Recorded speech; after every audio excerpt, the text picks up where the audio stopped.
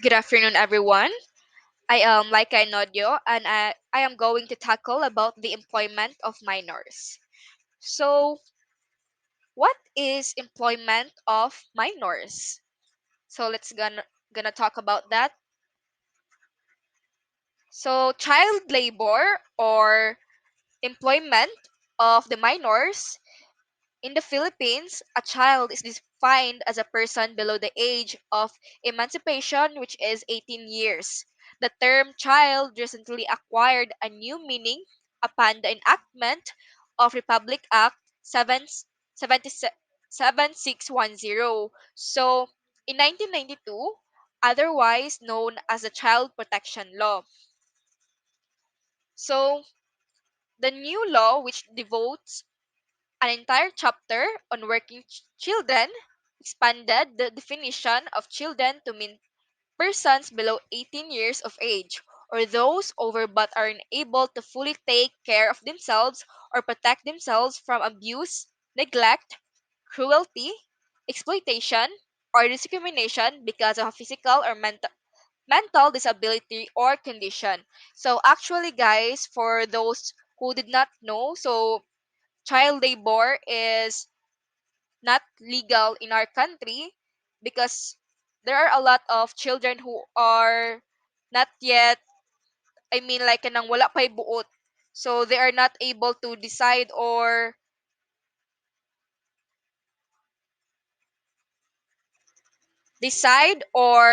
make decisions by their own. So, 'di ba so many children like 17 years under kay wala pa gyud sila buot, like most of them needs guidance from their parents, of course. So that's why ginadili gyud ni ang kanang pagtrabaho sa mga minors. So there are a lot of works nga giallow siya, of course, kay there are a lot of people, children who are not privileged enough to like to go to school, or kanang ilang parents is dili ka provide nila, so that's why working they're working students. So example ana company nga modawat og mga part-timers or working students kay McDonald's, mga fast food chain in the Philippines like Jollibee. So ilan na gi-prioritize no ang mga working student. So kudos to the company, of course.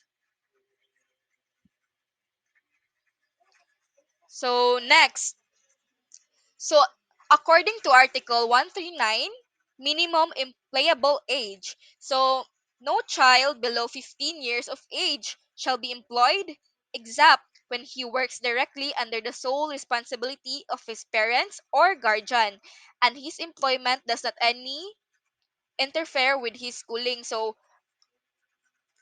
what does this mean man? Nga kanang like ang kanang bata nga nag-work sa example na sila own store or business.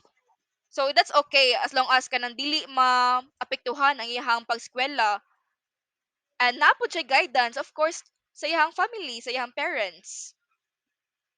So second one is any person between 15 and 18 years of age may be employed for such number of hours on such periods of the day as determined by the Secretary of Labor and Employment in appropriate regulations. So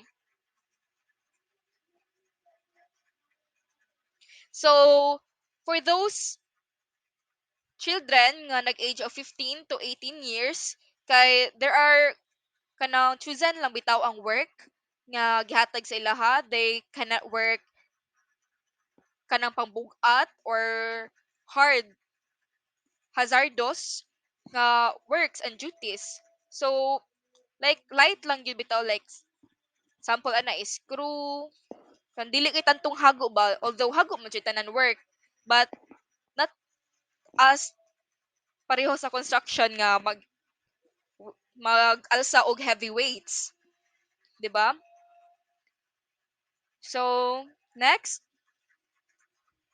the foregoing provisions shall in no case allow the employment of person below 18 years of age in an undertaking which is hazardous or deleterious in nature as determined by the Secretary of Labor and Employment. So what I said in the number 4, so dili pwede mo work ang under 18 years o kanang mga hazardous nga work or anything na makapa-harm nila.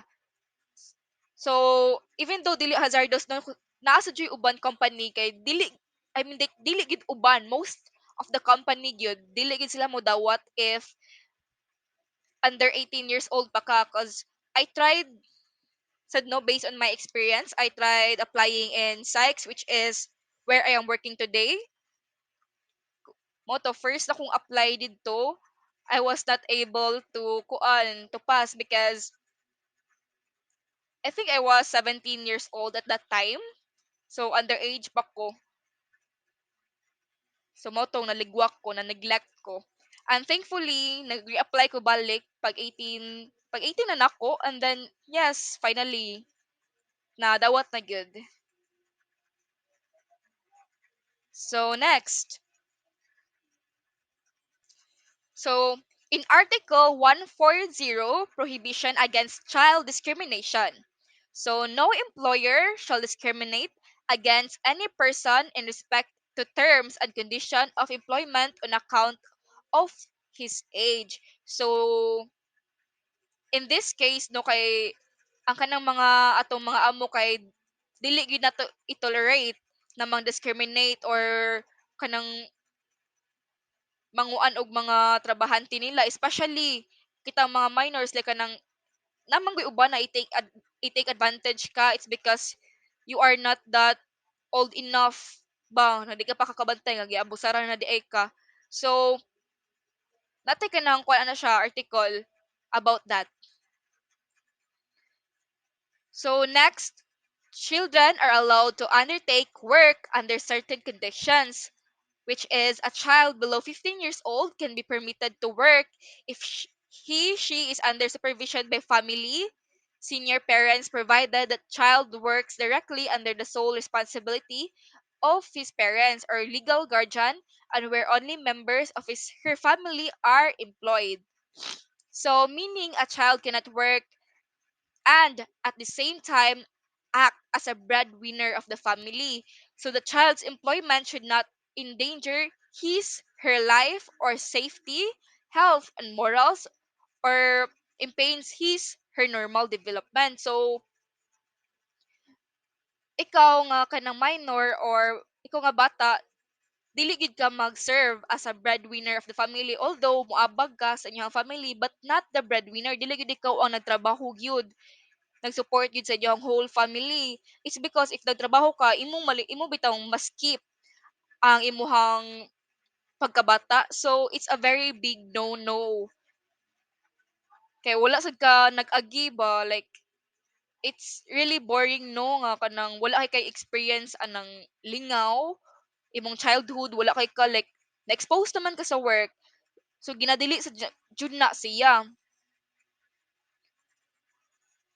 So sa like example ana if kay nakoy classmate like since elementary grade 2 grade 2 to siya grade 2 me at that time so he works really hard yun na kanang siya na provide sa iyang family sa iyang manghod because gibiyaan man siya sa iyang mama so iyang papa sad is I think senior citizen na sad.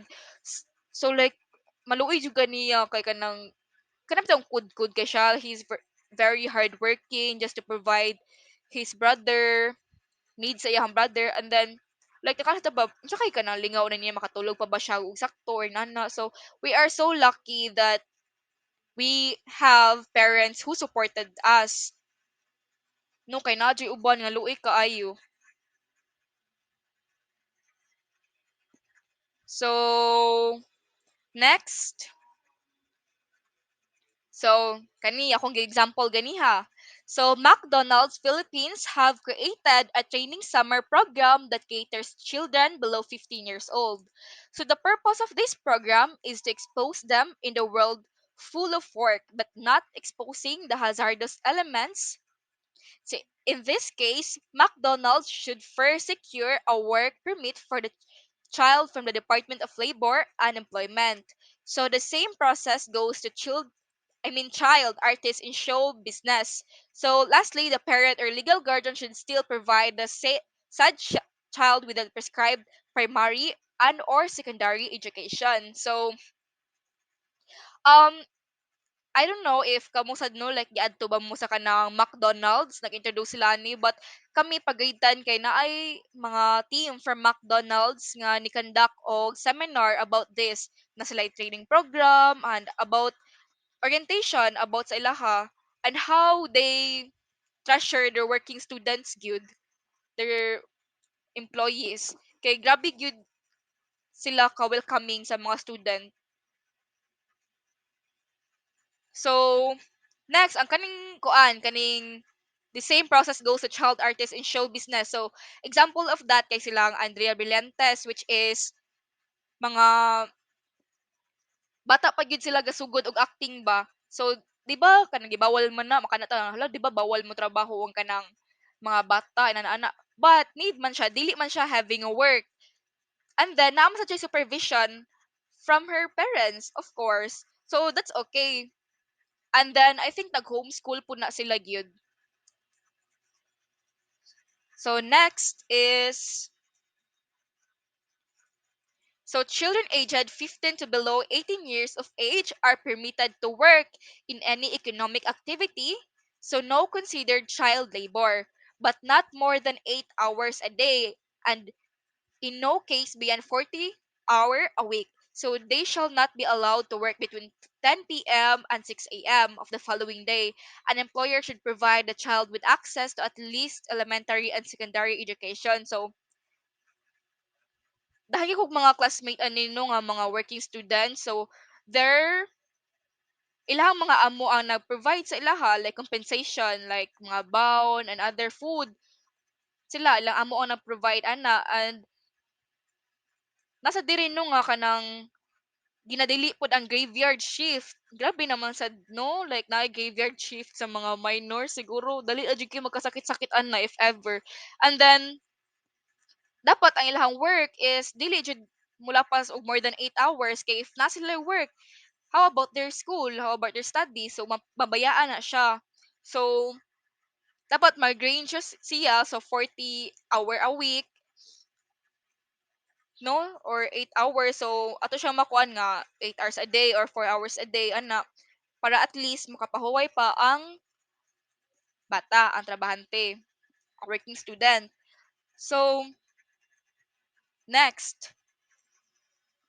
So, however, children below 15 years old are not allowed to work if the job is considered hazardous work.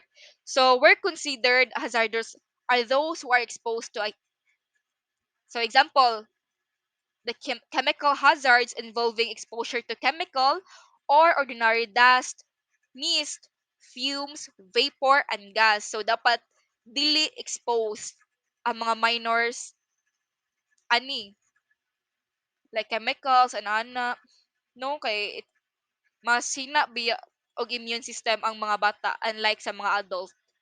So next, physical hazards involving exposure to noise, temperature or humidity. So pressure inadequate elimination, slips, trips, falls, insufficient exit for escape, ultraviolet, sexual acts, and etc. So, very understandable no kanang mga physical hazards nga imong ma-experience sa work. So, it's a very big no-no po ni siya sa child labor.